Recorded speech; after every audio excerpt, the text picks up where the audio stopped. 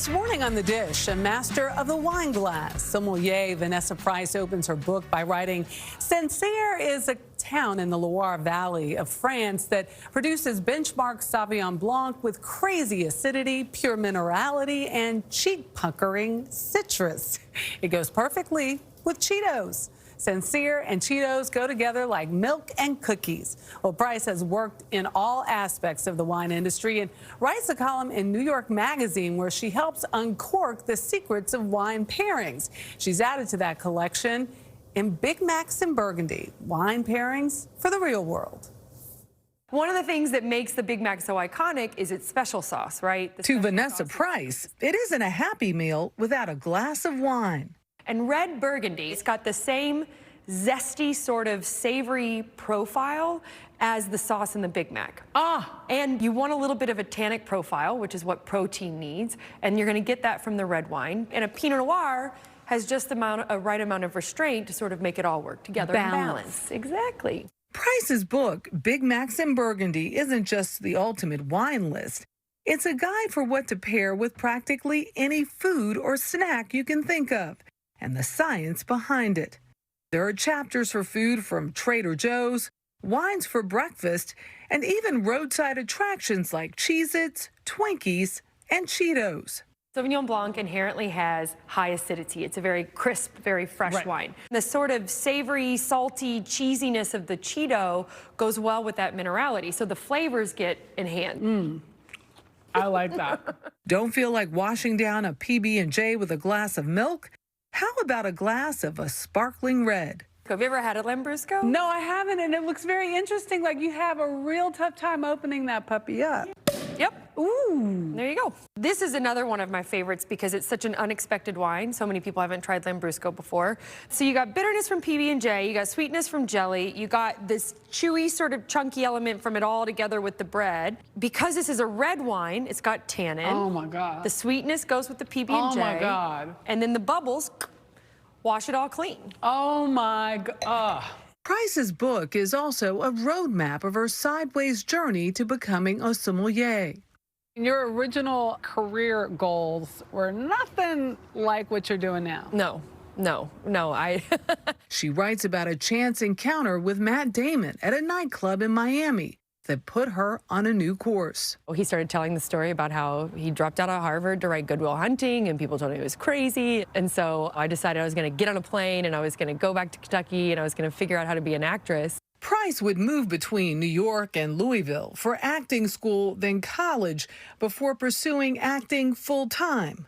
And it was only because I ended up having a college job doing a little bit of waitressing that I finally found myself close enough to wine as a culture that I went, oh, this is interesting. Maybe I could do this. And, you know, I didn't actually know what that meant. I just kind of thought, oh, I'll figure it out. Once she had, it was time to tell her father, an admiral in the U.S. Navy. And he had sort of said, so you're moving back to New York? And I said, yeah. And he said, and you're going to be an actress? And I said, no, I'm going to be a sommelier.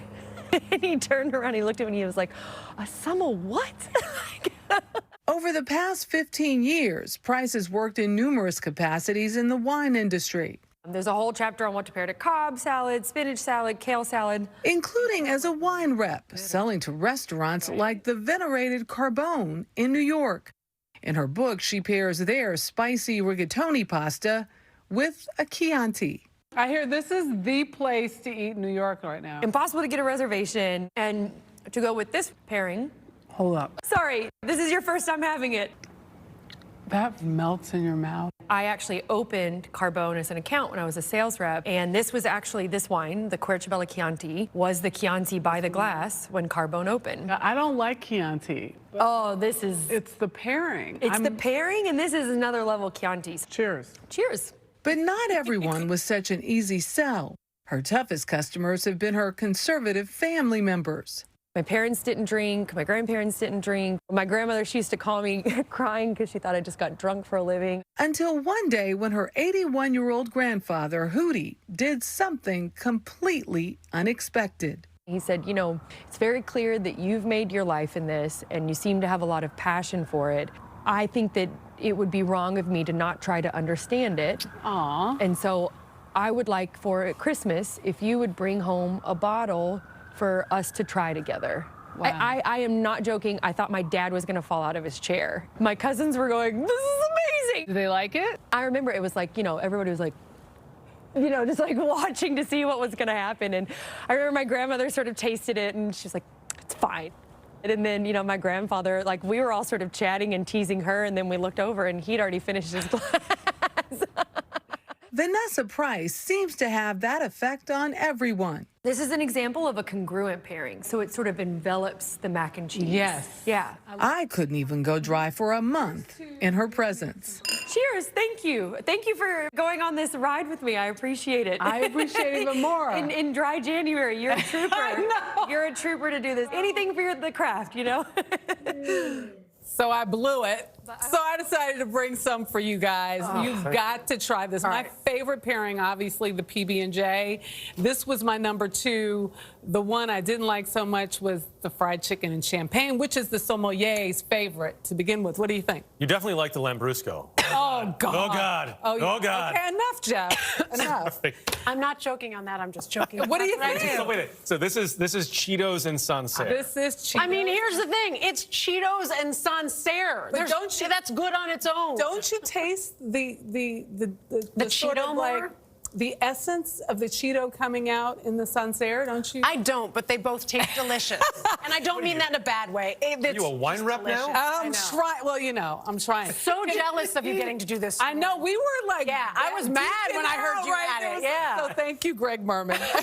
The book looks cool. It It really was super does. cool, and Yeah, I just want to say one thing. She is going to open a restaurant in Montauk, which is in the that's Hamptons, great. called Maverick's Montauk in the spring of 2022.